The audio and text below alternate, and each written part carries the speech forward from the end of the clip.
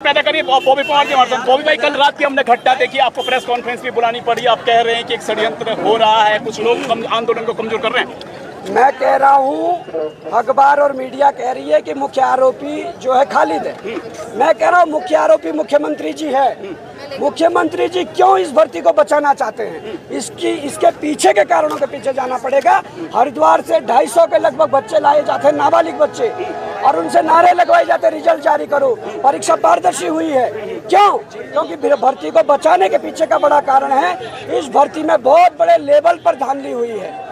इस भर्ती में पैसे देने वाले बहुत लोग हैं, और अगर इस भर्ती को नहीं बचाया गया तो उनके पैसे वापस देने पड़ेंगे, जो मुख्यमंत्री नहीं दे सकते।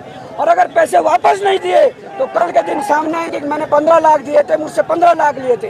ये डर मुख्यमंत्री को सता रहा है, इसलिए वो इस प्रकार के नीचता पर उतर आए हैं कि इन लोगों को झूठा दिखाने के लिए, युवाओं को झूठा दिखाने के लिए हरिद्वार से बसें भर भर कर नाबालिग बच्चों को ला रहे हैं, जो कल आप सबके सामने एक्सपोज हुआ है। वो मैं क्या कहना चाहेंगे? आपने ये भी कहा कि कुछ बड़े तथ्य आपके पास हैं और आने वाले समय में आप उनको सार्वजनिक करेंगे। अरे सारे तथ्य हम दे रहे हैं, आज से नहीं कई सालों से दे रहे हैं। उन तथ्यों के आधार पर कार्रवाई हो रही है। पुलिस अपनी ओर से क्या कर रही है, सरकार अपनी ओर से क्या कर रही है? अगर उन्हें वो कुछ नहीं कर सकती, हमारे टीम को सैलरी दीजिए, हमारी टीम पूरे तथ्य उठाकर देख लीजिए, हमारी टीम को संसाधन दे दीजिए, हमारी टीम पूरी परीक्षा माफियाओं की कमर तोड़ेगी। पर ऐसा तो नहीं है, सैलरी तो उनको देनी है जो दलाली करेंगे।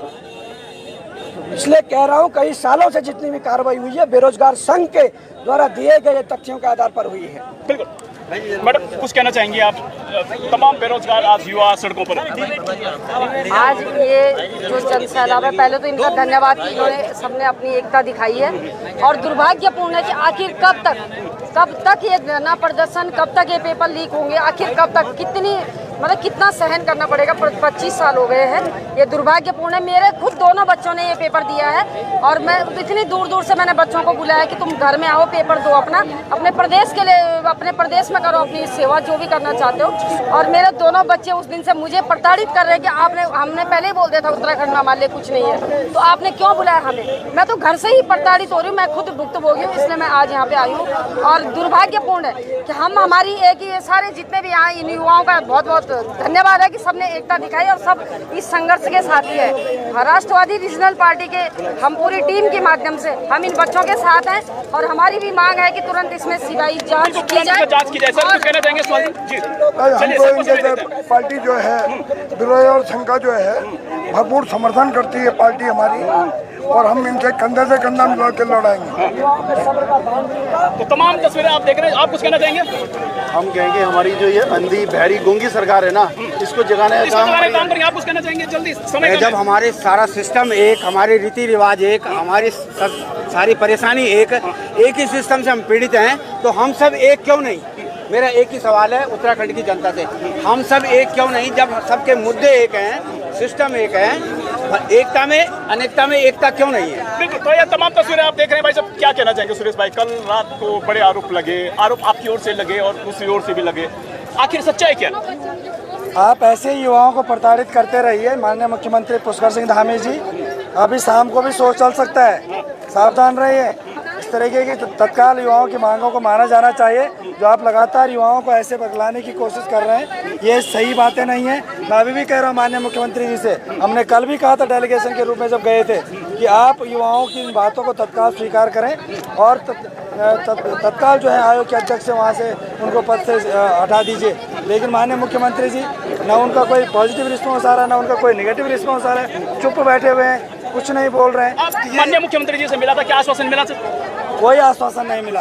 मुख्यमंत्री जी के सामने हमने बातें रखी हैं, उन्होंने बातों को सुना है, उनके अधिकारी वहाँ पर चाटुकारिता करने में लगे रहे, बाकी इसके अलावा कोई आश्वासन नहीं मिला।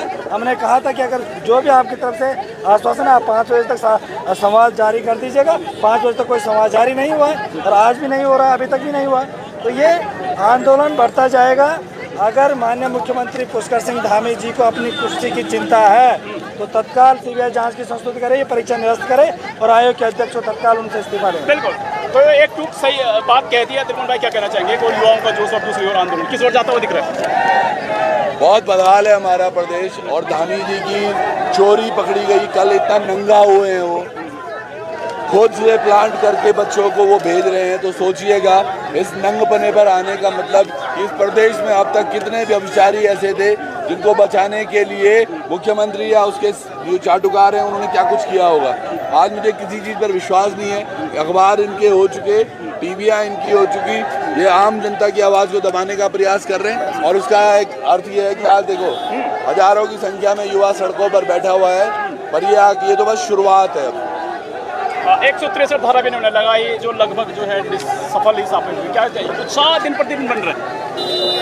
163 क्या 64, 65, 66 जहाँ तक गिनती आती होगी वहाँ तक लगा लो। ना तो जनता रुकने वाली है ना ये युवा रुकने वाला है। इनको पता है कि आज आम उत्तराखंडी को क्या चाहिए।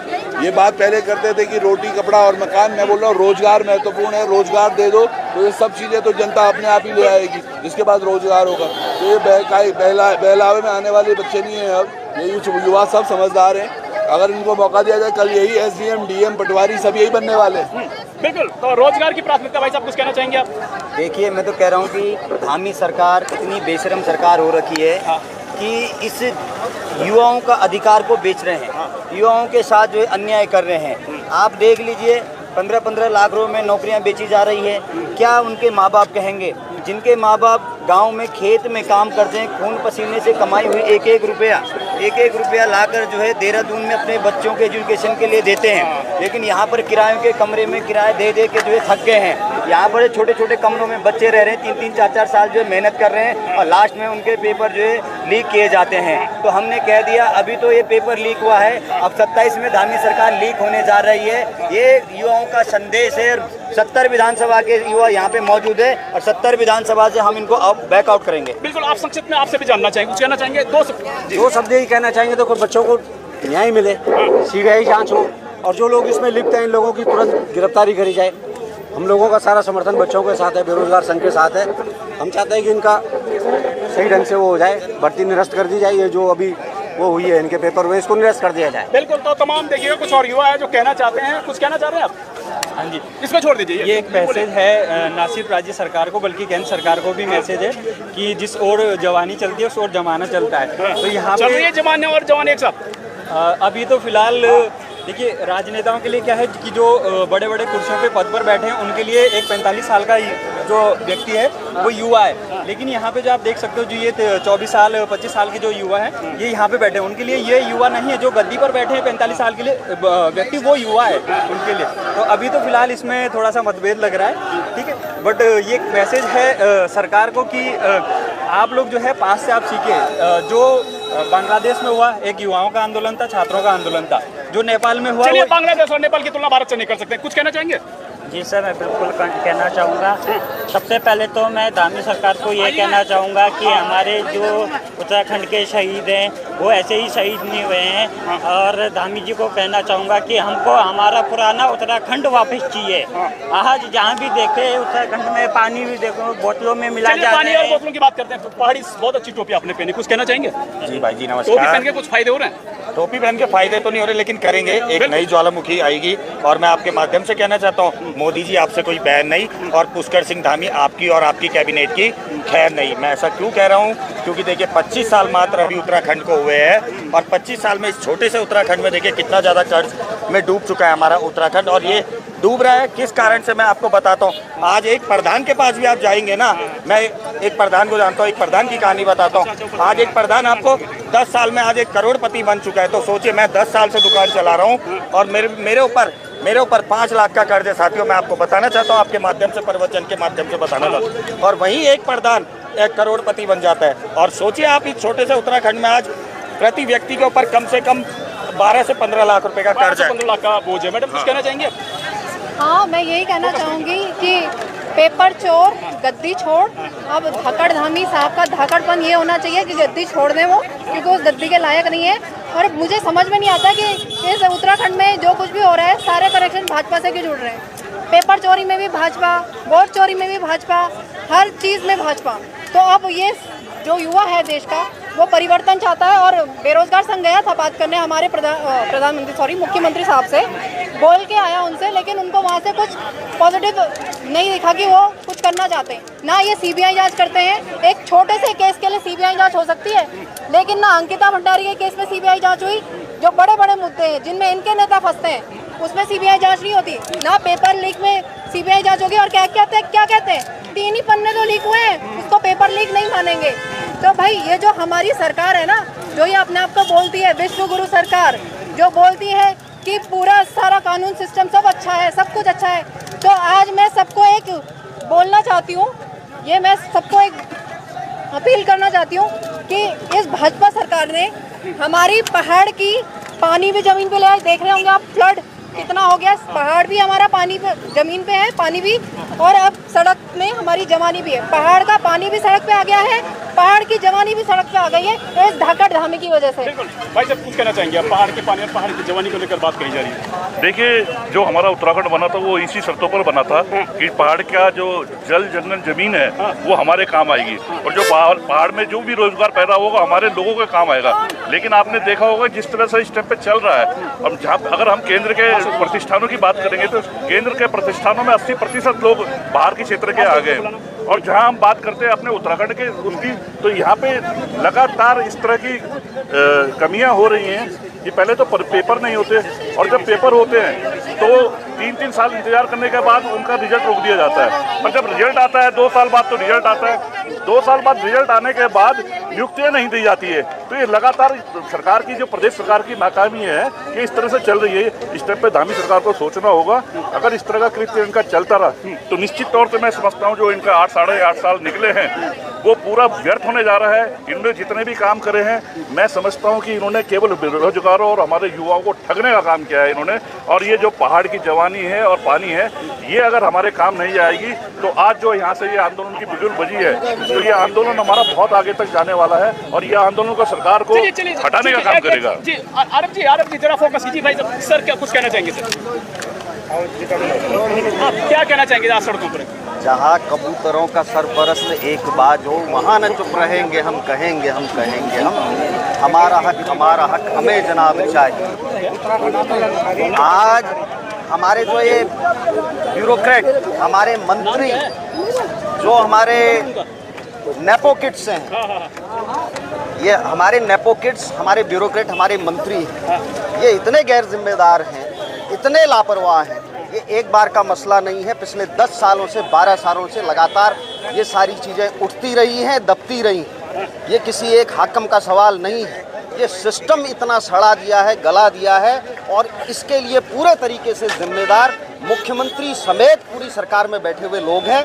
सीबीआई की जांच की मांग तो अपनी जगह पर बहुत सही है, लेकिन उससे पहले इस बेशर्म सरकार को इस्तीफा दे देना चाहिए पूरी सरकार को। पुष्पेश त्रिपाठी जी, आप पूर्व विधायक भी हैं, सरकारों में भी आप लोग रहे, सहयोग आप लोगों का रहा, 24 साल राज्य बने हुए हो, संघर्षों को कैसा देख रहे हैं? ये एक तरीके से ये युग है संघर्षों की शुरुआत का। फिर से जिस लड़ाई को 22 वर्षों तक इस उत्तराखंड राज्य बनाने के लिए इस जनता ने, उस दौर के नौजवान ने सड़कों पर लड़ा था, आज उनके ऊपर जिस तरीके से इन लोगों ने ये अत्याचार कर दिया है, उनके भविष्य को बर्बाद करने की दिशा में लगातार ये सरकारें बढ़ रही हैं। ये आंदोलन और बड़ा होगा और तेज होगा, और बहुत बुरे हालात से इनको सत्ता से बेदखल ये जनता करेगी, ये नौजवान करेगा। आप कुछ कहना चाहेंगे? गला खराब है मेरा, लेकिन मैं इतना जरूर कहूँगा कि हमने राज्य आंदोलनकारी है, हमने राज्य मांगा था इन नौजवानों के लिए जो आज सड़कों पर है, और ये आंदोलन बेरोजगारों का नहीं रहा, आज ये जन आंदोलन बन रहा है। जिस प्रकार से समर्थन मिल रहा है, जल जंगल जमीन नौकरी तमाम चीज़ों पर हम लोग संघर्ष करेंगे और इनके साथ खड़े हैं। बिल्कुल, तो जल जंगल और जमीन की बात कही जा रही है, और वही दूसरी ओर युवाओं का जोश देखेगा, और कुछ और भी लोग हैं उनसे भी हम जानना चाहेंगे। भाई सब कुछ कहना चाहेंगे? जल जंगल जमीन की बात होती है, 24 साल में भी जल जंगल जमीन मुद्दे वही हैं। देखिए, जल जंगल जमीन किसके लिए बचाएंगे जब वहाँ रहवासी नहीं रहेंगे पहाड़ों में, किसके लिए बचाएंगे जी? हमारे पहाड़ में विकट परिस्थितियों में वहाँ पर रहने वाले, देखिए क्या है, आप समझिए सिस्टम को, जो पैसे वाले लोग हैं ना, उनके बच्चे पढ़ रहे हैं, कोटा में कोचिंग ले रहे हैं, उनके बेटे कोचिंग ले रहे हैं दिल्ली में। देहरादून में कौन पढ़ रहा है? जो वहाँ का गरीब तबका है, जो खर्चा अफोर्ड नहीं कर सकता, और वो राज्य स्तरीय परीक्षाएं दे रहा है, क्योंकि जो पैसे वालों के बच्चे हैं वो तो नेशनल लेवल की परीक्षाएं दे रहे हैं। अब धोखा उन गरीबों के साथ हो रहा है जो माँ बाप अपना पेट काट के पहाड़ों में खेती खलिहानी करके अपने बच्चों को यहाँ खर्चा दे रहे थे। किराए के कमरों में ये बच्चे यहाँ रह रहे हैं। 2-3 साल में एक परीक्षा होती है और उस परीक्षा में भी इस तरह के सवाल अगर उठते हैं तो इस तरह का आक्रोश होना लाजमी है। लाजमी आक्रोश होना, और कुछ युवाओं के बीच चलते हैं और एक जोश और आक्रोश आपको दिखाते हैं और युवाओं के सीधे बीच हम चलते हैं। और ये तस्वीरें आप देखिएगा, कुछ लोग यहाँ बैरियर पर चढ़े हुए हैं और